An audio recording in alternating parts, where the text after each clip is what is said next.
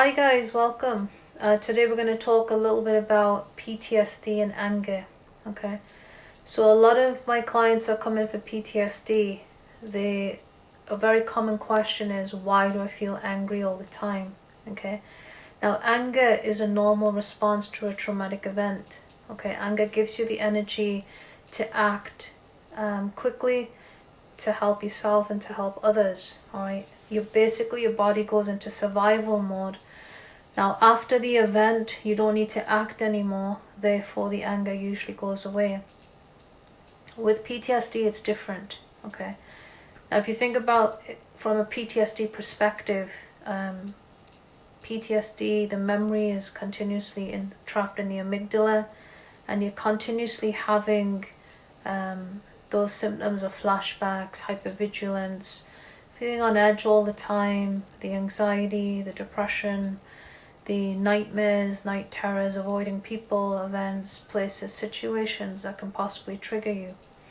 Now, because you're in that constant mode of ready to act, okay, that's what keeps that anger under the surface. That anger is always there, just kind of beneath the surface, and it can be triggered at any time, any place, anywhere. Okay, now when you're stuck in that ready to act mode, you always feel alert, you feel angry, you feel like anger is the way to solve problems. You can also feel threatened and fearful even in situations that are not really dangerous but you perceive as dangerous. Okay, now what we're going to talk a little bit today about is some tips of how you can deal with anger, how you can release that anger. All right, tip number one is exercise. All right, when you exercise you release powerful endorphins, which are feel-good hormones in the body. So when you're exercising, it makes you feel good, it makes you feel relaxed. Okay, now if you're doing that on a continuous basis, then you're going to feel like you're able to regulate your emotions more. All right, and you feel a lot calmer as well. All right, so exercise, exercise, and exercise. Tip number two is use your creativity. All right, you'll see a lot of people that have anger or have pain, they use music. You listen to music or write music or express yourself through a musical instrument, paint, draw, arts and crafts, those kind of hobbies and interests. Those kind of things help you to release, and they're a lot mindful as well, because your mind's focused on them and your mind really engages in those kind of things as well, which really help with anger as well. Another great tip is yoga. If you suffer from trauma, any kind of trauma really, but specifically PTSD, you'll find a lot of people tend to have pain right here in the shoulders. All right, so releasing tension from the shoulders, the upper back, they tend to have pain in the abdomen because there's always that anxiety. This tends to be the nervous house. Also, people tend to have a lot of pain in the hips and the lower back as well, pelvic area. So practicing yoga will help to release that as well. Another great tip is meditation. All right, so if you've noticed that when you're in that survival mode, your mind feels like it's going 100 miles per hour, your mind's racing all the time, and you're in an active beta brainwave state.